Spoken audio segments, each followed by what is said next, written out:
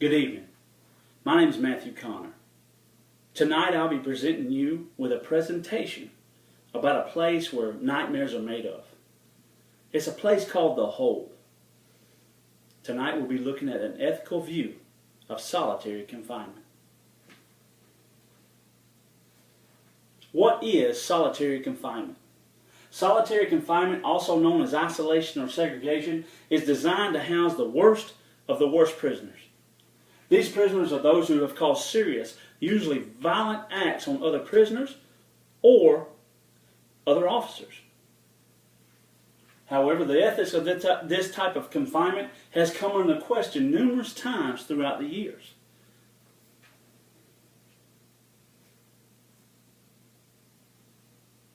History of solitary confinement.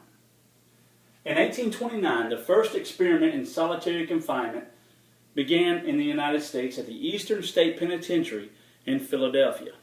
It was based off a Quaker belief that if an individual was locked in a stone cell with only a Bible, he would repent, pray, and find introspection. However, that wasn't the case. Most individuals became insane, went suicidal, or were no longer able to function within society, if they did make it.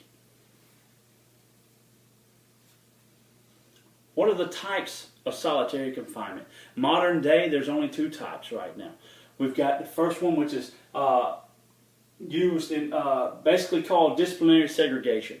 This type of confinement, solitary confinement, is for those who may have done a small crime, maybe stole another inmate's radio or been disrespectful to or insubordinate to a staff member.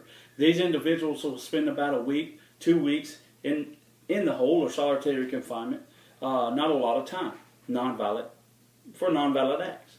The next one is known as administrative segregation, which is used when prisoners are deemed a risk to the safety of other inmates and prison staff.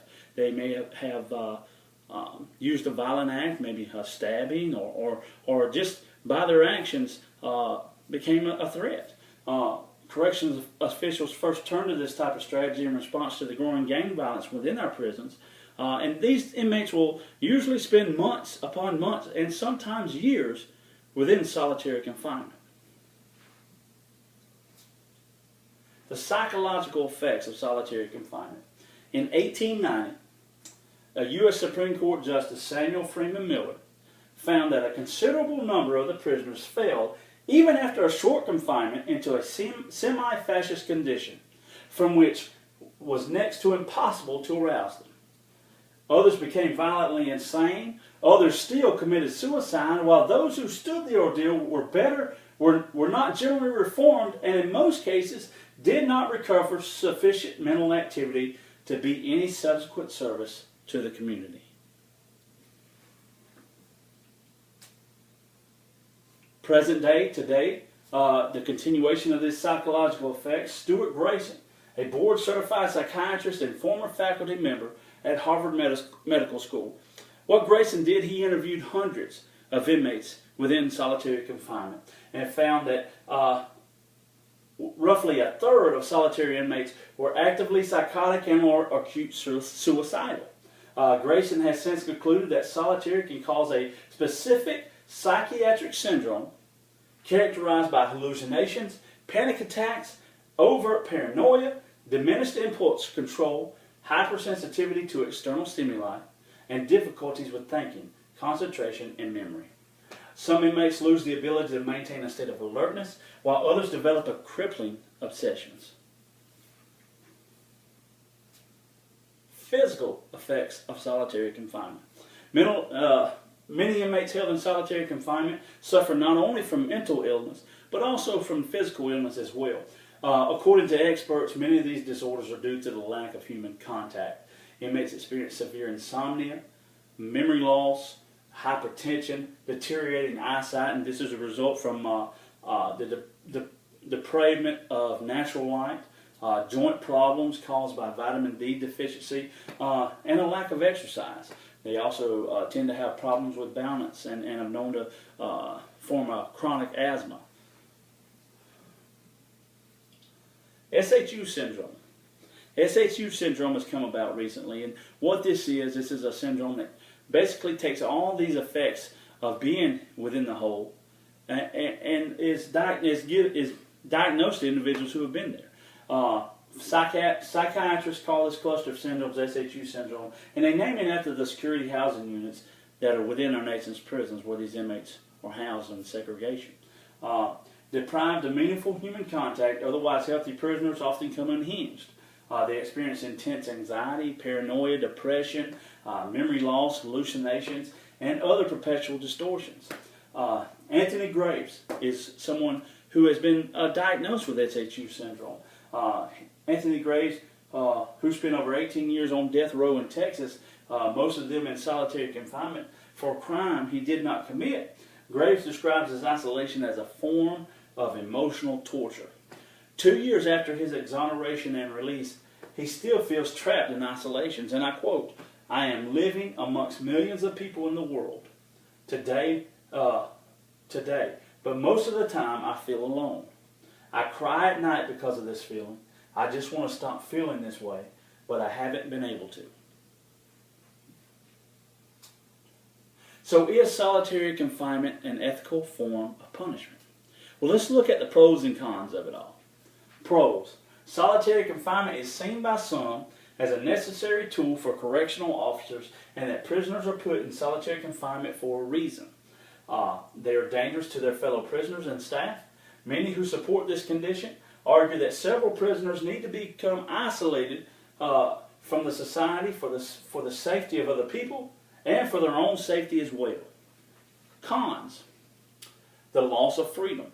Individuals who are locked away in solitary aren't usually put there because they want to be. Being isolated in a cell or room strips an individual of the feeling of having control of one's own surroundings.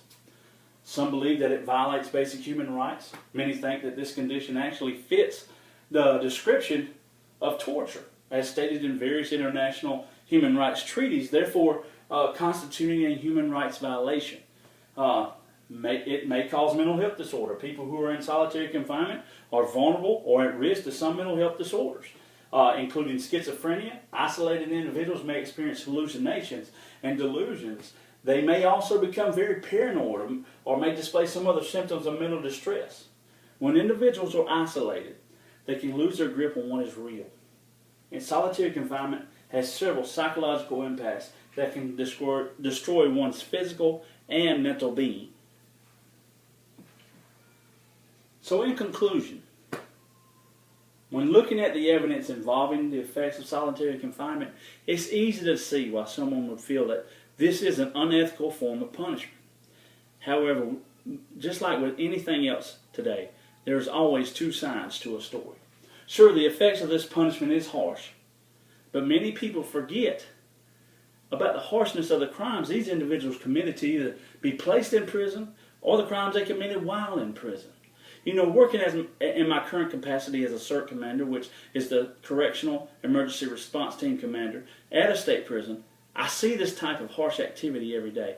I see what these individuals are made of. And to be honest with you, the only way I feel to keep my staff and other prisoners within general population safe is by the use of solitary confinement. You know, this may be harsh to say, but I believe the effects of solitary confinement on these prisoners is a small price to pay to save someone else. There's no use for another innocent individual to become hurt or killed by someone who should be in isolation. So tonight, I've given you the history, the meaning, what is solitary confinement. And I challenge you to look at all the statistics and figure out your opinion. Is solitary confinement ethical or unethical? I feel it is ethical. You may not agree. But I challenge you tonight to please take all the advice and information I've given you and make your own decision. I thank you for taking the time to listen to me. Have a good evening.